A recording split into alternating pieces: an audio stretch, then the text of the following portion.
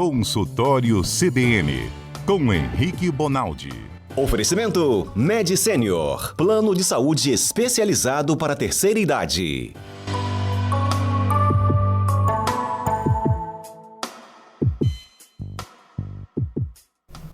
Doutor Henrique, bem-vindo também à Rádio CBN. Como vai o senhor? Ei, Mário, tudo bem?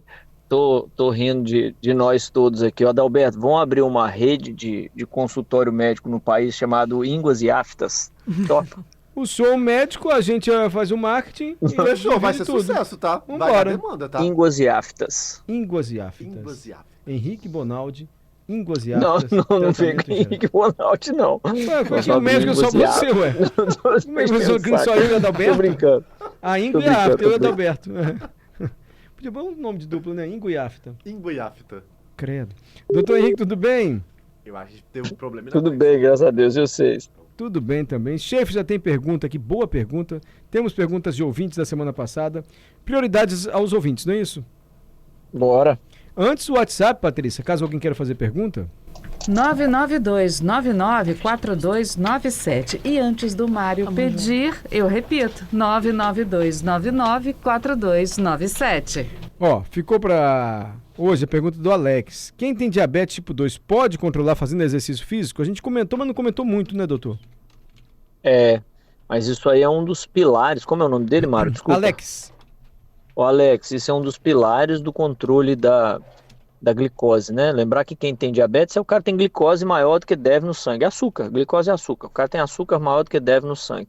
E o problema do açúcar maior do que deve no sangue é a história do copo de Toddy. Pega um copo de leite, vai colocando Toddy, uma hora aquilo fica tão viscoso que você não consegue tomar aquilo. É a mesma coisa no sangue. Vai ficando viscoso de um jeito que vai alterando o sangue completamente. Então, uma das maneiras que a gente tem de não ter tanta glicose assim no sangue é você fazer atividade física, porque a atividade física, ela consegue, só por ela, tá? Não é atividade física com insulina, atividade física com remédio para glicose, não. Só atividade física, ela é capaz de reconhecer mais moléculas de glicose, ou seja, ela enxerga, ela faz o corpo da gente enxergar mais o açúcar no sangue e, consequentemente, tirar mais. Então, uma das coisas que a atividade física faz. Isso, Mário, tirando eu perder peso, melhorar a percentual de gordura, melhorar a condição cardiovascular, que além de melhorar a glicose, dá ao cara a chance de ser mais forte caso a glicose não controle. Então uma coisa é você dar glicose pra caramba num cara que é completamente sedentário. Outra coisa é você dar glicose pra caramba num cara que é atleta. Morre mais o cara que é sedentário. Então, a diabetes não mata só porque aumenta a glicose, ela mata o aumento da glicose e mais ainda em quem não se prepara para as porradas que a diabetes vai dar, certo? Então, a atividade física é um dos pilares grandes aí de tratamento. Pode fazer, então, mesmo já tendo diabetes tipo 2. Pode e deve. Pode não, deve, exatamente, boa. Manu tá morrendo de rir, mandou uma mensagem morrendo de rir aqui, nosso ouvinte. Sabe o que ela falou? Cada um. Doutor Henrique, quando te vi na televisão quase caí pra trás, você é novinho. Será que ela achou que você era velho? Eu também uma vez lembro da Beça. Também foi exagerado. Não, ela falou que você é novinho, ela tá rindo a Beça, ouvinte.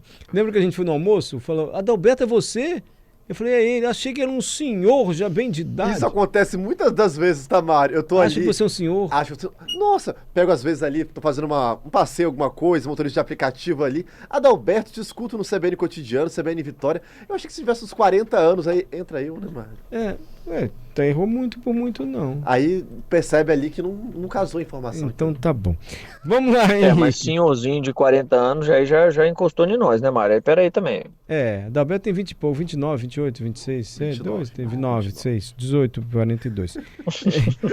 Guto, por que a panturrilha é chamada de segundo coração? Exercitar a panturrilha melhora a circulação? Falamos isso hoje de manhã na TV, hein? E ele tá perguntando. Foi, é o seguinte, melhora e é verdade que é o coração dos membros inferiores. Porque assim, ó, o sangue ele vai para sua perna a favor da gravidade, né? Se você jogar uma bola para cima, ela cai, ela não voa. Então o sangue ele desce de acordo com a gravidade. É mole para o coração jogar o sangue para a perna. Recolher que é difícil, porque não tem ninguém lá embaixo empurrando de volta para o coração. É a própria força do coração que faz com que esse sangue suba tudo. E subir numa mulher de 1,30 m é diferente de subir numa mulher de 2,10 m. Você pode imaginar como é isso para o coração, certo? E aí um dos jeitos que o coração tem de melhorar isso é uma válvula que existe na veia, então o sangue que passa para cima, ele não desce mais para baixo, porque a válvula segura, e o outro é um bombardeamento que dá nos músculos. Toda vez que o músculo contrai, ele esmaga a veia. Quando ele esmaga, faz igualzinho o creme dental, igualzinho, Colinos, lembra do Colinos? Quando você aperta, só tem um lugar para onde ele sair. É mais ou menos assim que a veia funciona. Quando o músculo aperta, só tem um lugar para ir o sangue. E o principal músculo que faz isso, não só pela posição, mas pelo volume do músculo, é a panturrilha. Então é verdade, a gente chama de coração do lado de baixo. E fortalecer, claro, que faz muito bem, né? Quem fica muito, aqui um montão de ouvinte vai lembrar, quem fica trabalhando muito tempo sentado, é danado isso para dar varize. Porque o cara fica com aquela perna para baixo 8 horas, sem ajudar com músculo nenhum o coração a trazer esse sangue de volta, esse sangue fica represado lá embaixo. Aí é um dos grandes fatores de risco para ter varize. Entendi. Varize é cirurgia? Tem que tirar aquela veia fora e não faz falta não, doutor? Faz? Às vezes sim, às vezes não. Depende da varize e depende do vaso. A depender da varize, o único tratamento é cirúrgico mesmo, a depender do vaso também, e a depender do tipo da varize também. Agora, até chegar nesses níveis cirúrgicos, a doença passa por estágios que, se você descobre antes, tem um monte de coisa para ajudar. Tem meia de compressão, tem remédio para tomar, tem não sei o que passa, tem escleroterapia, que é um negócio, apesar de ser invasivo, é muito menos vigoroso ou grande ou extenso como a cirurgia é. E tem atividade física, emagrecimento, e melhora de sono, de dieta. Então tem um tantão de coisa. Agora, quem descobre ela já varicosa, daquele jeito que parece um cobreiro assim na pele, aí esse raramente você consegue tratar só com medidas conservadoras, aí, sem cirurgia. Hernandes, quero uma orientação sobre furar a orelha. Minha filha, de 13 anos, furou a orelha na farmácia. O local ficou inflamado. Ela precisou ir ao médico, que passou antibiótico. Olha, doutor, um furinho de orelha, uma coisinha besta assim, pode gerar uma infecção? Pode, Mário. Essa é a grande preocupação de todos os procedimentos invasivos que não são feitos por gente com capacidade técnica, né? E aqui eu não estou falando que deve ser feito só por profissional da área da saúde, mas o cara tem que ter capacitação técnica. Então eu vou dar o exemplo mais comum aí: tatuagem, piercing e brinco. Isso é verdade que dá problema? É verdade que dá problema. É danado para o cara que aplicou não ter feito os cuidados que era para ter feito e evoluir de uma forma, infelizmente, ruim, né? E aí o efeito imediato é a infecção. E aí, Mário, tem gente que pensa assim, mas a infecção trata, põe antibiótico na boca e acabou. Não, porque, por exemplo, quem tem mais tendência a fazer aquelas cicatrizes hipertróficas ou até o queloide, putz grilo, o cara que fura a orelha e tem queloide, se aquilo não fica legal, se aquilo evolui com uma inflamação ou até com uma infecção, a chance do queloide tomar conta da orelha do cara é muito grande. Então, você aí que está para fazer esses procedimentos, procura um lugar maneiro, procura um lugar que você sabe que está certificado, que tem história, dentro de uma farmácia, alguém que tem mais tempo de carreira, porque às vezes isso facilita, certo? Então tem que procurar direito, é isso mesmo. Mas são complicações, Mário, infelizmente existem, né? Você está fazendo um furo onde não tinha, você está rompendo a barreira de proteção que era a pele. Então se prepara, porque pode dar alguma coisa assim. Tá bom, então olha aí, sua filha seguindo o antibiótico aí. O João, sobre diabetes. Meu tio descobriu recentemente a diabetes, mas não larga a cerveja. Hoje estão em alta cerveja 0 carboidrato e 0 açúcar. Ele pode tomar sem medo? Isso aí. O chefe, eu nem sei o que você ia falar aí, mas é o chefe que ia falar? Gente, o chefe, o que tá vendo? Foi cerveja, não entendi também, mano. Não, foi o João, doutor. Não, foi o ouvinte. Poxa, desculpa. Não, é porque alguém falou assim, isso aí, não foi eu que falei isso aí eu achei que tinha sido vocês aí. Fui eu. Isso aí não vai ter entendi. Assim, Mário, eu desconheço, nutricionalmente falando, eu desconheço como é feito essa cerveja de 0 açúcar e tudo mais. Se a intenção é essa, reduzir a capacidade, isso é uma ótima. Agora, só para lembrar O álcool que o sujeito toma, ele também é um dos motivos de, às vezes, o sujeito ficar diabético. Então, necessariamente tem que parar de tomar? Não, mas tem um jeito de tomar, né? O diabético, em algum estágio da doença, ele não é um cara que não pode comer açúcar, ele só tem que aprender a como comer açúcar. No estágio inicial do diabetes, se o cara se policiar no dia a dia e fizer aí uma vez por mês um dia do lixo aí, de comer um pouco mais do que deve, isso tem menos preocupação do que o cara que divide aquele mesmo dia em 30 porções iguais para comer durante o mês inteiro. Então, talvez mais importante do que sim e não é o como, é isso que eu quero dizer. Mas eu fico devendo aqui para a gente avaliar especificamente essa cerveja para o diabético. Agora, quem melhor responde isso no mundo é o endocrinologista. Para diabéticos, ninguém no mundo manda mais do que o endocrinologista. Ele é o cara capaz de enxergar e dizer para você se pode ou se não pode, qualquer tipo de coisa que você vai pôr na boca. Carlos Alberto, consultor para assuntos intelectuais. Diga a sua pergunta para o Dr. Henrique Bonaldi. Doutor Henrique, boa tarde, tudo bem? Ei, Carlos, tá bom? A minha pergunta é simples, é uma coisa que acomete muitas pessoas, né? Dor de cabeça. Eu sempre tive uma regra de não tomar remédio sem o médico mandar. Essa regra é tão rígida para mim que sempre que eu tinha dor de cabeça eu não tomava nada. Até que um dia uma secretária de um chefe meu falou, não, Carlos Alberto, toma, porque se você não toma remédio, daqui a pouco não é só dor de cabeça, isso vai te dar um estresse, você vai ficar mal-humorado, talvez vai te causar outras coisas. Tem verdade nisso? Tem, Carlos, tem um ciclo que as pessoas chamam que é dor, espasmo, dor. O que acontece? Toda vez que você tem dor, algum músculo do seu corpo tenta segurar ou melhorar aquela condição que está causando a dor. Então, vamos dar o exemplo da cefaleia, eu até dou uma dor no ombro.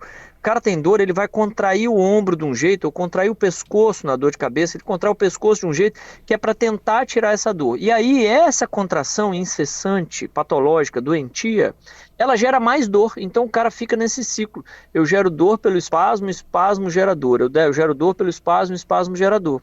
E aí um dos jeitos de você quebrar isso é tomar analgésico. Analgésico simples, ele tem muito menos repercussão no corpo do cara do que o que ele está sentindo. Por isso que analgésico simples você pega na prateleira da farmácia, que a chance de você ter algo mais grave do que o que você está tendo é tão pequena que vale a pena você tomar essa medicação. Então isso para analgésico simples. A outra coisa é, tem sinais de alarme numa dor de cabeça?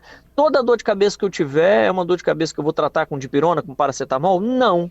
Os sinais de alarme é mais ou menos assim, ó. Quem nunca teve dor de cabeça até 30, 35, 40 anos e começou a ter dor de cabeça, isso é igual a vou lá no neurologista ver o que é. Quem tem dor de cabeça, que a gente chama de maior da vida, mesmo um cara que já tem dor de cabeça, mas ele está notando que é a maior dor de cabeça que ele teve, opa, vamos procurar médico também. E quem tem dor de cabeça é mais algo, por exemplo, mais vômito, mais dificuldade de respirar, mais dificuldade de mexer, mais desorientação, mais sonolência, mais agitação. Deu dor de cabeça e mais alguma coisa, também não é uma dor de cabeça que a gente fica em casa sentindo. E, por último, dor de cabeça com febre. Dor de cabeça com febre também a gente sempre procura. Então, tirando o grupo que já sabe que tem uma dorzinha de cabeça no final da segunda-feira, porque eu fico chateado naquela reunião com o chefe, aquele cara já sabe que a dor de cabeça dele vem em volta. Tirando esses caras, é uma dor de cabeça mais nova, mais importante ou associada a algumas outras coisas, a gente sempre procura diagnóstico, sempre. Porque pode ser desde um trem tensional qualquer, uma cefaleia de braveza com a vida, até um tumor na cabeça, gente. Por isso que precisa procurar, certo? E quanto antes descobre, melhor. Então fica em casa aí torcendo para não ser nada, não, meu filho. Pega um ônibus aí e vai lá no ônibus ver o que é, ué. Se for com mais alguma coisa, associada a mais alguma coisa. E por que Dona Nuca sempre preocupa os médicos? Ih, Dona Nuca é bom ir no médico. Dona Nuca é bom em pronto-socorro. Já ouvi isso várias vezes. Por quê, doutor? Na verdade, preocupa a população. Aos médicos não preocupa. Porque, assim, existe um mito, Mário, de que a dor de cabeça ou a nucalgia, que eles chamam, isso é igual à pressão alta. Isso é um mito. E por que as pessoas precisam entender que é um mito? Porque toda dor na nuca não é nada? Não, mas é porque a pressão alta, ela mata mesmo sem dor de cabeça, mesmo sem nucalgia, mesmo sem dor na nuca. Então você precisa parar com a ideia de que a sua pressão só descontrola quando você está com a santa da dor de cabeça. Isso alguém botou na sua cabeça, isso não está escrito em livro nenhum no mundo. A hipertensão é uma doença silenciosa, você não sabe nem que você tem. Ela está aumentando aí agora, enquanto você está escutando nós falar besteira aqui, ela está altíssima e você nem sabe que ela está alta. Aí, no final do dia, porque você estressou, xingou um cara no trânsito, deu a dor na nuca. Aí você falou, pronto, agora ela está alta. Aí quando você vai medir, ela está alta mesmo. Mas ela está alta porque você está chateado, está alta porque você está com dor e está alta porque ela sempre está alta, pô. Então, desmistifica isso, esquece que você tem dor na cabeça e isso quer dizer pressão alta. Pelo simples fato de que minha preocupação como cardiologista é que você está com essa pressão alta em vários outros momentos da vida e sem dor, achando que você está com a pressão boa. Então esquece isso. É tanta verdade, Mário, que hoje nos pronto-socorros, a depender do tipo da dor, como ela se apresenta, o cara nem tenta fazer remédio para pressão de imediato. Em várias dessas ocasiões, o cara tenta fazer remédio para dor. Deixa eu tirar a dor do cara. Aí você tira a dor do cara, mede depois de meia hora, tá lá, a pressão tá normal, certo? Então, põe na sua cabeça que pressão alta é um trem que você tem que dar diagnóstico e tratar sempre, não quando você está sentindo um negócio. Ô, Rafael, dormir, comer e beber água. Se eu fizer errado um ou mais desses fatores, me dá dor de cabeça. Se ele beber pouca água, se ele dormir mal, se ele comer e beber, você fica sem comer, sem beber, deve ser, né? Ou se beber álcool, enfim. Tá bom, Rafael. Zé Carlos Schaefer estava com uma pergunta, por que a gente fica inchado? Como é, Schaefer? Boa tarde, doutor, tudo bem? E aí, Schaefer, tá bom?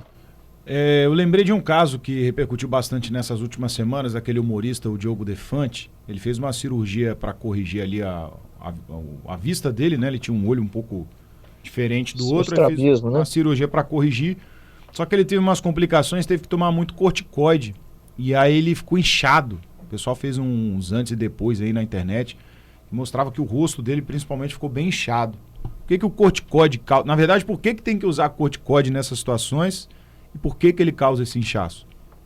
É o seguinte, o corticoide é um anti-inflamatório, né? Primordialmente ele é um anti-inflamatório, só que ele é hormonal. Você tem, neste momento agora, hormônio corticoide dentro do corpo, sendo gerado por você mesmo. Ele é produzido por uma glândula no corpo da gente. Não, já temos, gente. Só que a gente já tem isso. Aliás, a gente não só tem isso, Mário, como varia durante as horas do dia. Durante a manhã tem um pico, durante a noite tem uma história de por que isso acontece.